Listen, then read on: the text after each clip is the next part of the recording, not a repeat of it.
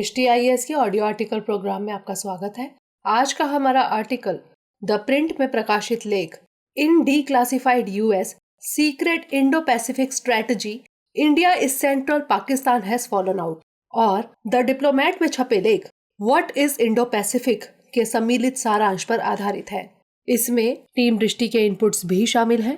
यह audio article GS paper 2 के अंतर्राष्ट्रीय संबंध खंड से जुड़ा है। तो आइए लेख की शुरुआत करते हैं। हमारे वीडियो अंग्रेजी में देखने के लिए फॉलो करें हमारा ही दूसरा यूट्यूब चैनल दृष्टि आईएएस इंग्लिश। बीते दिनों काउंसिल ऑफ यूरोपियन यूनियन ने इंडो पैसिफिक के लिए यूरोपियन यूनियन की रणनीति को अनुमति दी। इसका मकसद इस क्षेत्र में बढ़ती चुनौतियों और तनाव के बीच स्थायित्व, सुरक्षा, समृद्धि और सतत विकास को बढ़ावा देना है। एक लंबे समय तक ईयू द्वारा इंडो पैसिफिक की महत्ता को दरकिनार करने के बाद ईयू का रणनीति पेश करना इस क्षेत्र की बढ़ती महत्ता को दिखाता है। गौरतलब है कि इससे पहले ईयू के सदस्य देश मसलन फ्रांस, जर्मनी और नीदरलैंड इस दिशा में निजी स्तर पर प्रयास कर चुके हैं। इंडो पैसिफिक की अवधारणा या विशेष तौर पर कहें तो क्वाड कूटनीतिक और अंतर्राष्ट्रीय संबंधों के स्तर पर चर्चा का विषय है। कुछ इसे नई संकल्पना मानते हुए महत्व देने की बात कर रहे हैं, तो वहीं कुछ का मानना है कि यह 1700 सालों से अधिक पुरानी भारतीय सभ्यता के इतिहास से जुड़ा हुआ है। इन्हीं बिंदुओं के मद्देनजर आज का हमारा आर्टिकल इंडो पैसिफिक की रणनीति से जुड़ा हुआ है। इसमें हम बात करेंगे कि इंडो पैसिफिक क्या है, इंडो पैसिफिक की महत्ता क्या है, यूएसए और ईयू की इंडो पैसिफिक रणनीति पर गौर करेंगे। साथ ही भारत का इस संकल्पना पर क्या रुख है, इस पर भी बात करेंगे। इसके अलावा अन्य सभी प्रमुख पहलुओं पर चर्चा करेंगे। सबसे पहले जान लेते हैं कि इंडो पैसिफिक क्या है। द डिप्लोमेट में छपे लेख के मुताबिक दुनिया के मानचित्र को समझने के 3 तरीके हो सकते हैं। पहला है भौगोलिक सीमांकन। इसमें सीमा का निर्धारण जमीन और पानी, पठार और प्रायद्वीप, समुद्र और महासागरों के जरिए किया जाता है। दूसरा तरीका है राजनीतिक सीमांकन। इसमें सीमाओं का निर्धारण महाद्वीपों और देशों, द्वीपों और टेरिटोरियल सीज, कॉन्टिनेंटल शेल्स और एक्सक्लूसिव इकोनॉमिक जोन के जरिए किया जाता है। तीसरा तरीका है कल्पना। इसमें मानसिक संकल्पना के जरिए पहले वाले दोनों तरीकों का प्रयोग किया जा सकता है। इंडो पैसिफिक एक ऐसी ही मानसिक संकल्पना है। इसमें हिंद महासागर और प्रशांत महासागर को जुड़े हुए क्षेत्र के तौर पर देखा जाता है। इसका विस्तार अफ्रीका के पूर्वी तट से लेकर यूनाइटेड स्टेट्स के पश्चिमी तट तक है। हालांकि इस पर विवाद है। आर्टिकल की शुरुआत में हमने इंडो पैसिफिक को विशेषीकृत करते हुए क्वाड की बात की थी। तकनीकी तौर पर इन दोनों में अंतर है। जहां इंडो पैसिफिक एक व्यापक राजनीतिक आर्थिक संकल्पना है, वहीं क्वाड एक सैन्य और रणनीतिक मंच है। इसमें भारत, अमेरिका, जापान और ऑस्ट्रेलिया शामिल हैं। क्वाड और इंडो पैसिफिक में समानता यह है कि क्वाड के सदस्य इंडो पैसिफिक में भी मेजर स्टेटस है। साथ ही दोनों ही चीन पर फोकस्ड हैं। क्वाड के चारों देश इंडो पैसिफिक में एक नियम आधारित अंतर्राष्ट्रीय व्यवस्था के लिए प्रयासरत हैं। साथ ही क्वाड देश चीन के बढ़ते प्रभाव को काउंटर करने के लिए इस क्षेत्र में सुरक्षा ढांचा तैयार करना चाहते हैं। क्वाड और दुनिया के भूगोल में इंडो पैसिफिक की बढ़ती महत्ता लगातार बढ़ रही है। आइए अब एक नजर इंडो पैसिफिक की महत्ता पर डालते हैं। वर्तमान में दुनिया एक बड़े भू राजनीतिक बदलाव से गुजर रही है। यूरोपियन यूनियन एक मिलिट्री नॉन एंटिटी है। रूस और जापान जनसंख्या में गिरावट का सामना कर रहे हैं। मिडल ईस्ट में एक एंटी ईरान नाम से बड़ा समूह काम कर रहा है।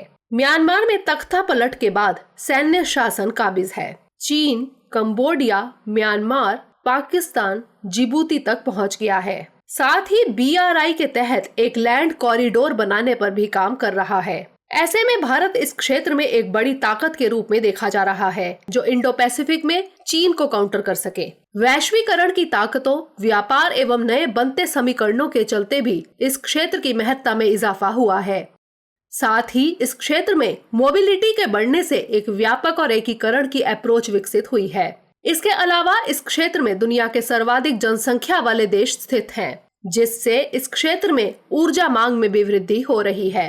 इसके चलते इंडो पैसिफिक दुनिया के ग्लोब में राजनीति और अर्थव्यवस्था का केंद्र बना हुआ है। क्षेत्रीय स्थायित्व के लिए भी इस क्षेत्र का अपना महत्व है। बीते दिनों बिडेन प्रशासन ने भारत को इंडो पैसिफिक क्षेत्र में अपना सबसे महत्वपूर्ण पार्टनर कहा है, जिससे यूएसए के साथ भारत के मजबूत संबंधों के लिए भी इस क्षेत्र की महत्ता साबित होती है।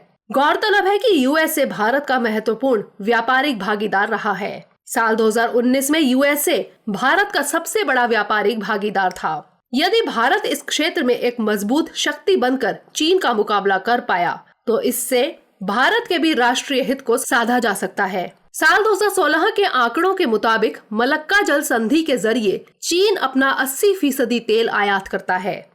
ये आंकड़े बताते हैं कि इंडो पैसिफिक में मजबूत भारत हिमालय में चीन के साथ अपनी समस्या को सुलझाने में भी कामयाब हो सकेगा। इसके अलावा फ्रीडम ऑफ नेविगेशन, नियम आधारित व्यापार का वातावरण और फ्री सी और एयरलेन के लिए भी इस क्षेत्र की अपनी महत्ता है। इंडो पैसिफिक की महत्ता को देखने के बाद यूएसए द्वारा जारी US strategic framework for Indo Pacific और ईयू द्वारा जारी इंडो पैसिफिक रणनीति को देखते हैं।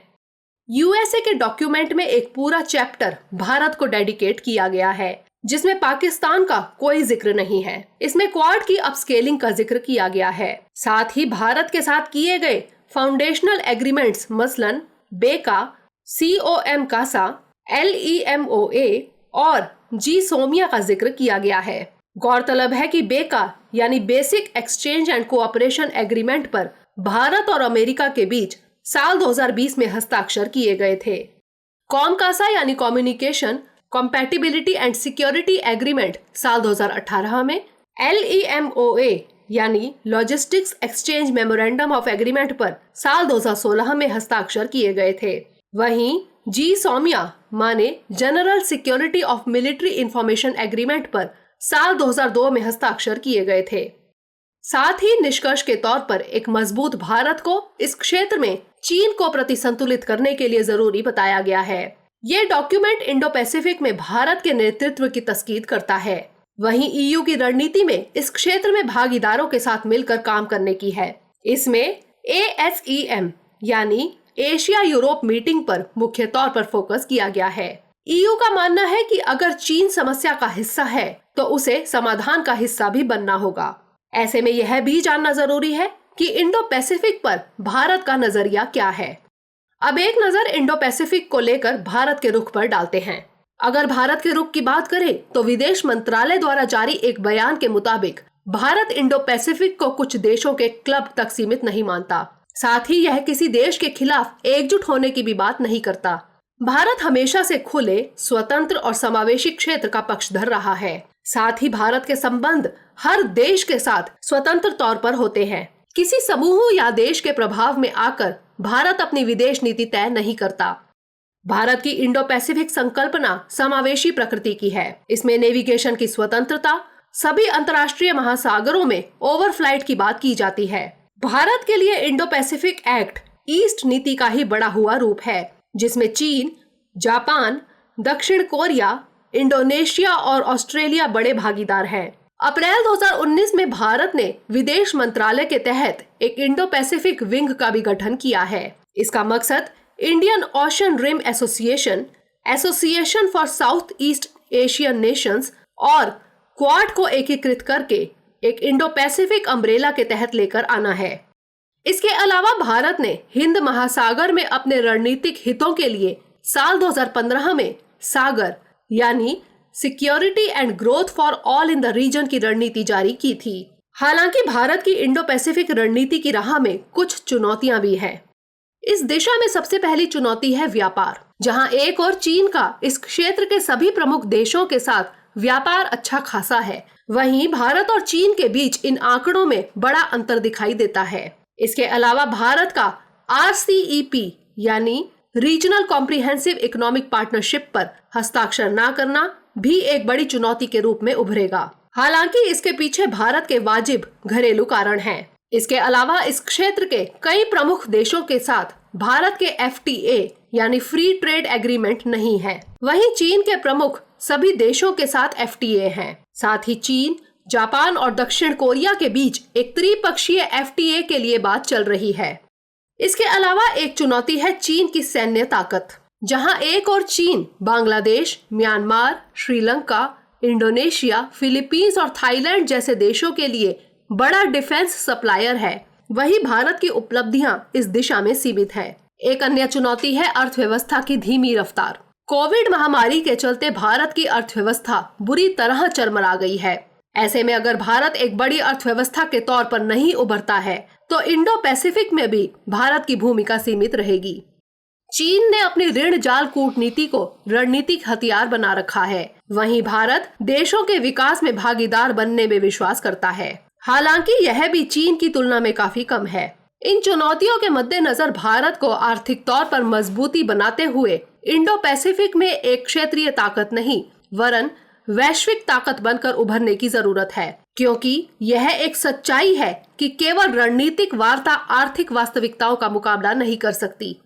निष्कर्ष के तौर पर हम कह सकते हैं कि हिंद महासागर अंतर्राष्ट्रीय व्यापार के लिए बेहद जरूरी चैनल है, जो कि अंतर्राष्ट्रीय अर्थव्यवस्था के दो बड़े इंजनों मसलन नॉर्दर्न अटलांटिक और एशिया पैसिफिक को जोड़ने का काम करता है। इसके तट पर बसे घनी जनसंख्या वाले देश और दुनिया के कुछ तेजी से विकसित होने वाले क्षेत्र बसे हैं। इसके अलावा मत्स्य पालन और खनिजों के संसाधनों की अपार संपदा है। इन परिस्थितियों में इंडो पैसिफिक वैश्विक स्तर पर महत्वपूर्ण क्षेत्र है, जिसमें भारत फ्रंट लाइन स्टेट के तौर पर काम करेगा। अंत में कह सकते हैं कि हिंद महासागर क्षेत्र का बढ़ता प्रभुत्व न केवल भारत की समृद्धि और सुरक्षा के लिए जरूरी है, बल्कि नियम आधारित वैश्विक व्यवस्था के लिए भी महत्वपूर्ण साबित होगा। आइए अब नोट करते हैं आज का सवाल। इंडो पैसिफिक कूटनीतिक क्षेत्र में तेजी से उभरती संकल्पना है, इसके महत्व का उल्लेख कीजिए।